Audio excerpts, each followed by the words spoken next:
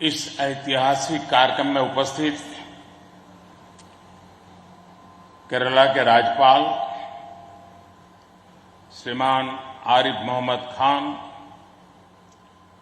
केरल के मुख्यमंत्री श्रीमान पिनाराई विजयन जी, देश के रक्षा मंत्री श्रीमान राजनाथ सिंह जी, केंद्रीय मंत्रिमंडल के मेरे अन्य सहयोगीगण, chief of naval staff admiral R Harikumar ji, MD Cochin shipyard, सभी विशिष्ट एवं गणमान्य अतिथिगण और इस कार्यक्रम में जुड़े मेरे प्यारे देशवासियों, आज यहां केरला के समुद्री तट पर भारत का हर भारतवासी एक नए भविष्य के सूर्योदय का साक्षी बन रहा है। आईएनएस विक्रांत पर हो रहा ये आयोजन विश्व क्षितिज पर भारत के बुलंद होते हौसलों की हुंकार है। आजादी के आंदोलन में हमारे स्वतंत्रता सेनानियों ने जिस सक्षम, समर्थ और शक्तिशाली भारत का सपना देखा था, उसी एक सशक्त तस्वीर आज हम यहां देख रहे हैं। विक्रांत विशाल है, विराट है, विहंगम है। विक्रांत विशिष्ट है, विक्रांत विशेष भी है। विक्रांत केवल एक युद्धपोत नहीं है, ये 21वीं सदी के भारत के परिश्रम, प्रतिभा, प्रभाव और प्रतिबद्धता का प्रमाण है।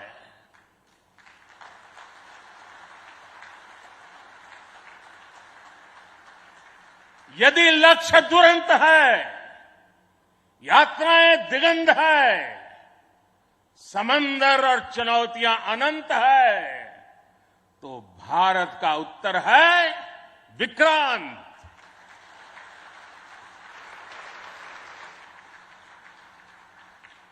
आजादी के अमृत महोत्सव का अतुलनीय अमृत है विक्रांत।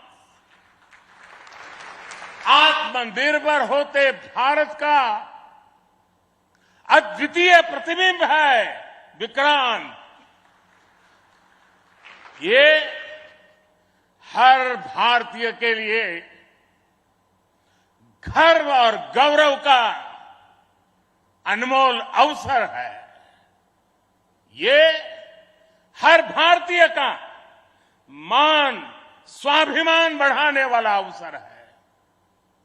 मैं इसके लिए हर एक देशवासी को बधाई देता हूं। साथियों, लक्ष्य कठिन से कठिन क्यों न हो, चुनौतियां बड़ी से बड़ी क्यों न हो, भारत जब ठान लेता है तो कोई भी लक्ष्य असंभव नहीं होता है।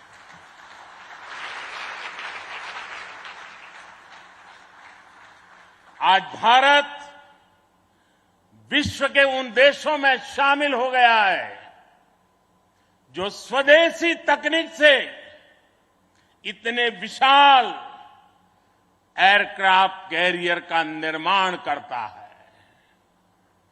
आज आईएनएस विक्रांत ने देश को एक नए विश्वास से भर दिया है। देश में एक नया भरोसा पैदा कर दिया है। आज विक्रांत को देखकर समंदर की ये लहरें समंदर की ये लहरें आह्वान कर रही है, अमर्त्य वीर पुत्र हो, अमर्त्य वीर पुत्र हो, दृढ़ प्रतिज्ञ सोच लो, प्रशस्त पुण्य पंथ है, प्रशस्त पुण्य पंथ है, बढ़े चलो, बढ़े चलो, बढ़े चलो।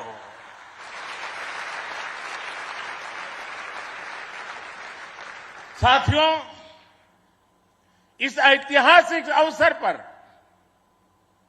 मैं भारतीय नौसेना का कोचिन शिपयार्ड के सभी इंजीनियर्स, वैज्ञानिकों और मेरे श्रमिक भाई बहनों का अभिनंदन करता हूं, जिन्होंने इस सपने को साकार किया है। केरला की पुण्य भूमि पर देश को ये उपलब्धि एक ऐसे समय पर मिली है जब ओणम का पवित्र पर्व भी चल रहा है। मैं सभी देशवासियों को इस अवसर पर ओणम की हार्दिक शुभकामनाएं भी देता हूं। साथियों, आईएनएस विक्रांत के हर भाग की अपनी एक खूबी है, एक ताकत है, अपनी एक विकास यात्रा भी है। ये स्वदेशी सामर्थ्य, स्वदेशी संसाधन और स्वदेशी कौशल का प्रतीक है। इसके एयरबेस में जो स्टील लगी है, वो स्टील भी स्वदेशी है। ये स्टील डीआरडीओ के वैज्ञानिकों ने विकसित किया, भारत की कंपनियों ने प्रोड्यूस किया। एक युद्धपोत से भी ज्यादा एक तैरता हुआ एयरफील्ड है, एक तैरता हुआ शहर है। इसमें जितनी बिजली पैदा होती है, उससे 5000 घरों को रोशन किया जा सकता है। इसका फ्लाइट डेक भी 2 फुटबॉल ग्राउंड के बराबर है। विक्रांत में जितने केबल्स और वायर्स इस्तेमाल हुए हैं, वो कोची से शुरू हो तो काशी तक पहुंच सकते हैं।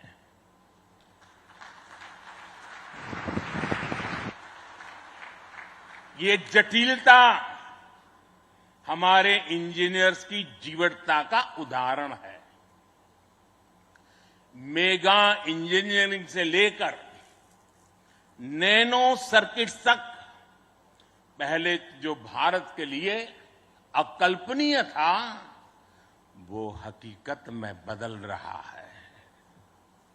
साथियों, इस बार स्वतंत्रता दिवस पर मैंने लाल किले से पंच प्राण का आह्वान किया और हमारे हरि जी ने भी इसका उल्लेख किया।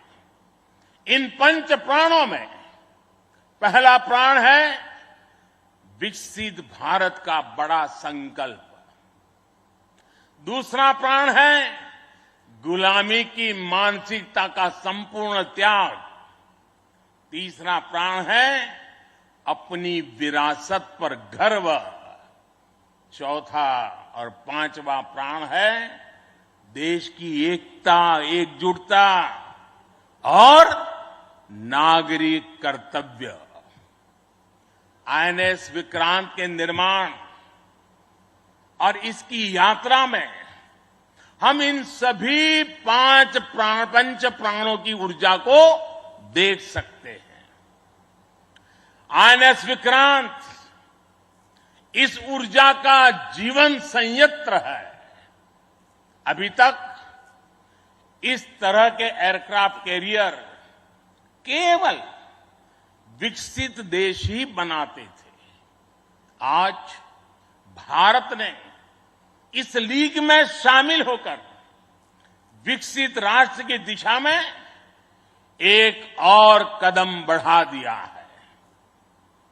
साथियों, जल परिवहन के क्षेत्र में भारत का बहुत गौरवमयी इतिहास रहा है। हमारी समृद्ध विरासत रही है। हमारे यहां नौकाओं और जहाजों से जुड़े श्लोकों में बताया गया है, दीर्घिका तरणी ही लोला गत्वरा गामिनी तरीहि जंगाला प्लाविनी चैव धारिणी वेगिनी तथा। ये हमारे शास्त्रों में इतना वर्णन है।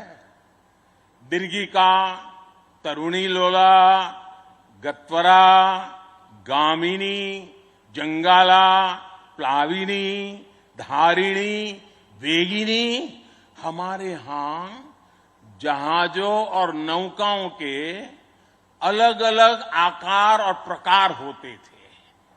हमारे वेदों में भी नौकाओं, जहाजों और समुद्र से जुड़े कितने ही मंत्र आते हैं।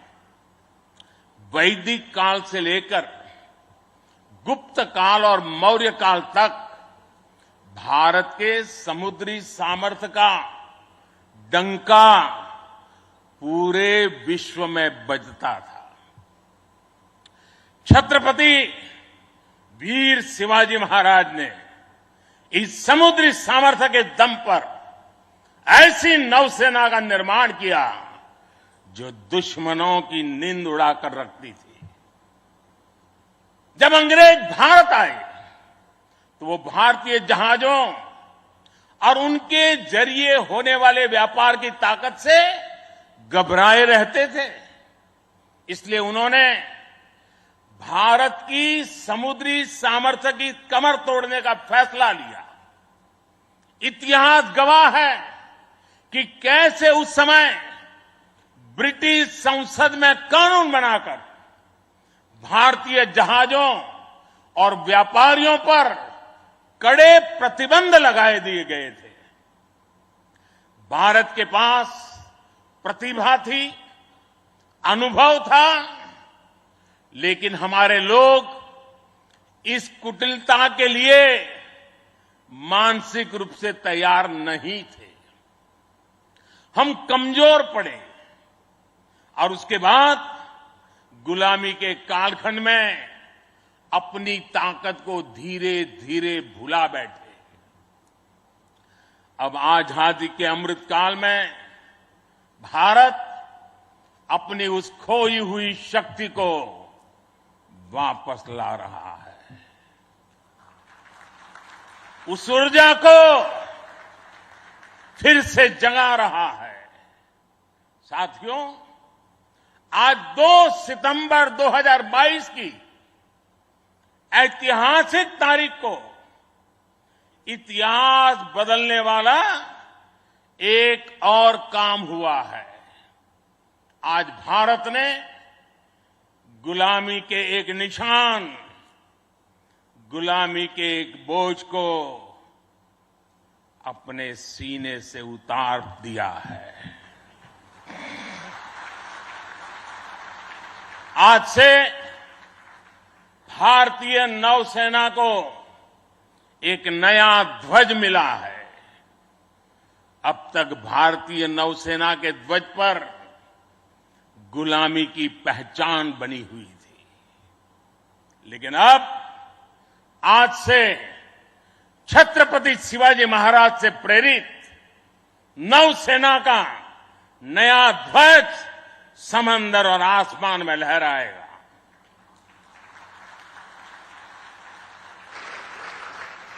कभी रामधारी सिंह दिनकर जी ने अपनी कविता में लिखा था, नवीन सूर्य की नई प्रभा, नवीन सूर्य की नवीन प्रभा, नमो नमो नमो, नमो स्वतंत्र भारत की ध्वजा, नमो नमो नमो।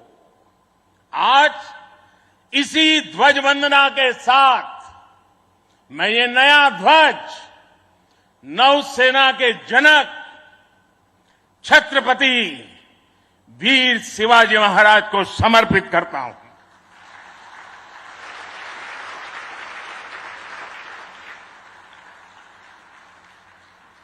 मुझे विश्वास है भारतीयता की भावना से ओतप्रोत ये नया ध्वज भारतीय नौसेना के आत्मबल और आत्मसम्मान को नई ऊर्जा देगा।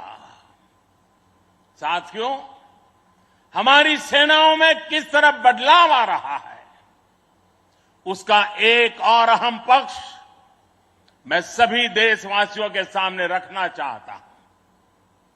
विक्रांत जब हमारे समुद्री क्षेत्र की सुरक्षा के लिए उतरेगा तो उस पर नौसेना की अनेक महिला सैनिक भी तैनात रहेगी। समंदर की अथाह शक्ति के साथ असीम महिला शक्ति ये नए भारत की बुलंद पहचान बन रही है। मुझे बताया गया है कि अभी नेवी में करीब 600 महिला ऑफिसर्स हैं, लेकिन अब इंडियन नेवी ने अपनी सभी शाखाओं को महिलाओं के लिए खोलने का फैसला किया है। जो पाबंदियां थी वो अब हट रही है।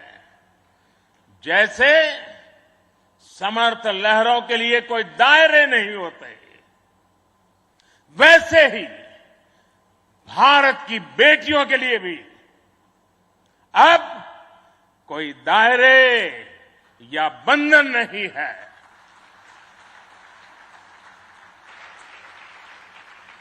अभी 1-2 साल पहले विमेन ऑफिसर्स ने तारिणी बोट से पूरी पृथ्वी की परिक्रमा की थी। आने वाले समय में ऐसे पराक्रम के लिए कितनी ही बेटियां आगे आएगी, दुनिया को अपनी शक्ति से परिचित करवाएगी। नेवी की तरह ही तीनों सशस्त्र सेनाओं में युद्धक भूमिकाओं में महिलाओं को शामिल किया जा रहा है। उनके लिए नई जिम्मेदारियों के रास्ते खोले जा रहे हैं।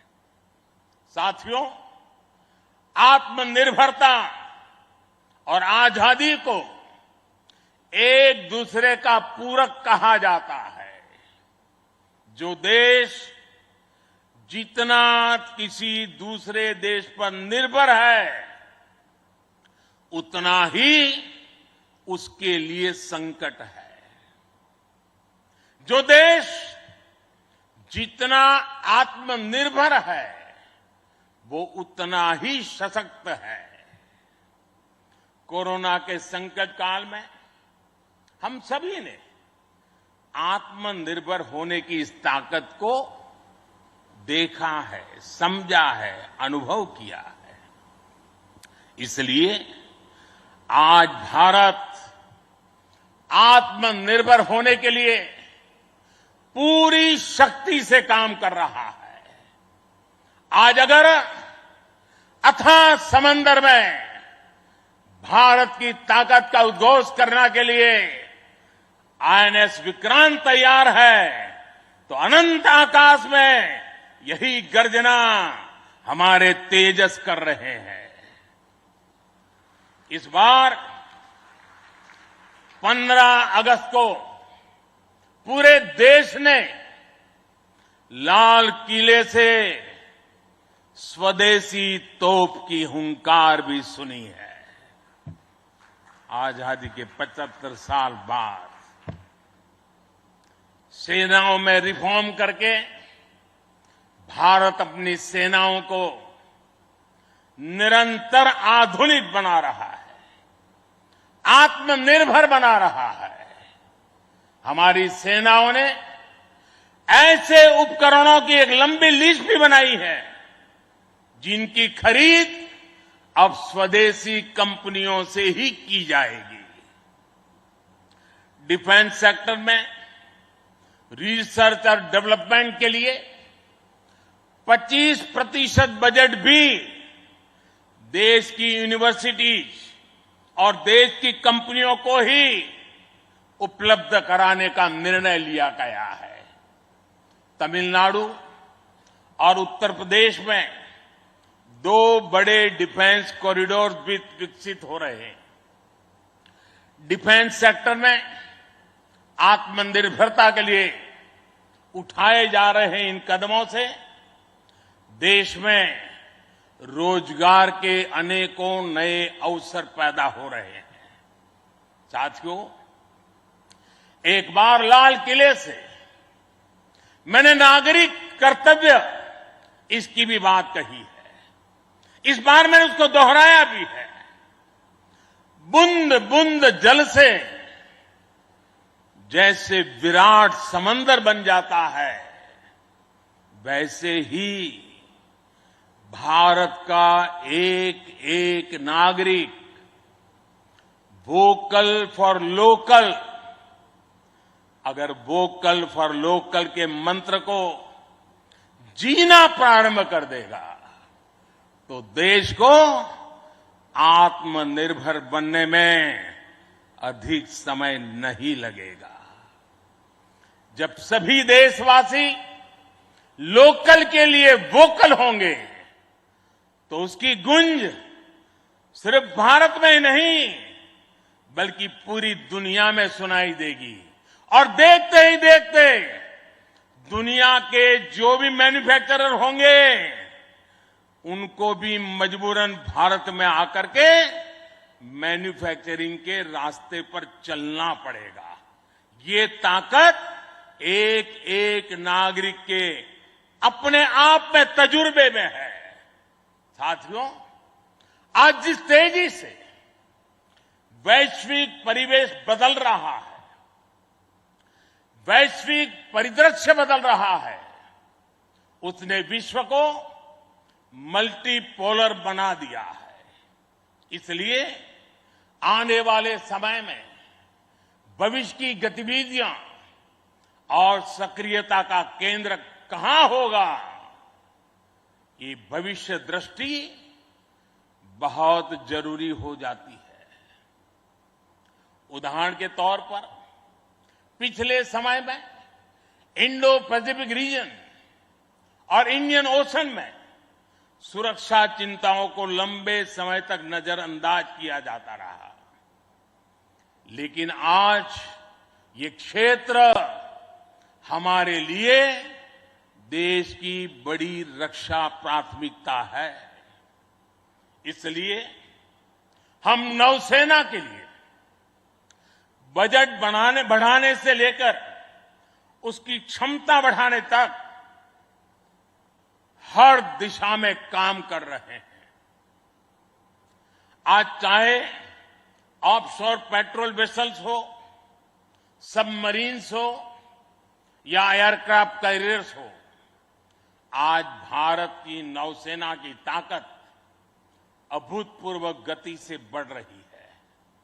इससे आने वाले समय में हमारी नेवी और मजबूत होगी। ज्यादा सुरक्षित सी लेन्स, बेहतर मॉनिटरिंग और बेहतर प्रोटेक्शन से हमारा एक्सपोर्ट, मैरीटाइम ट्रेड और मैरीटाइम प्रोडक्शन भी बढ़ेगा। इससे केवल भारत ही नहीं बल्कि दुनिया के दूसरे देशों और विशेषकर हमारे पड़ोसी मित्र राष्ट्रों के लिए व्यापार और समृद्धि के नए रास्ते खुलेंगे। साथियों, हमारे यहां शास्त्रों में कहा जाता है और बहुत महत्वपूर्ण बात कही जाती है और जिस बात को हमारे लोगों ने संस्कार के रूप में जिया है, हमारे यहां शास्त्रों में कहा गया है, विद्या विवादाय, धनम मदाय, शक्ति ही परेशान पर पीड़नाय, खलस्य साधो विपरीतम एतत् ज्ञानाय दानाय च रक्षणाय। अर्थात दुष्ट की विद्या विवाद करने के लिए, धन घमंड करने के लिए और शक्ति दुष्करों को प्रताड़ित करने के लिए होती है। लेकिन सज्जन के लिए ये ज्ञान, दान और कमजोर की रक्षा का जरिया होता है। यही भारत का संस्कार है। इसलिए विश्व को सशक्त भारत की ज्यादा जरूरत है। मैंने एक बार पढ़ा था कि एक बार जब डॉक्टर एपीजे अब्दुल कलाम से किसी ने पूछा कि आपका व्यक्तित्व तो बड़ा शांति प्रिय है, आप तो बड़े शांत व्यक्ति लगते हैं, तो आपको हथियारों की क्या जरूरत लगती है? कलाम साहब ने कहा था, शक्ति और शांति एक दूसरे के लिए जरूरी है। और इसलिए आज भारत बल और बदलाव दोनों को एक साथ लेकर चल रहा है। मुझे विश्वास है, सशक्त भारत शांत और सुरक्षित विश्व का मार्ग प्रशस्त करेगा। इसी भाव के साथ हमारे बहादुर जवानों को, वीर सेनानियों को आदरपूर्वक उनका गर्व करते हुए आज के इस महत्वपूर्ण अवसर को उनकी वीरता को समर्पित करते हुए आप सबका मैं हृदय से बहुत बहुत धन्यवाद करता हूं। जय हिंद।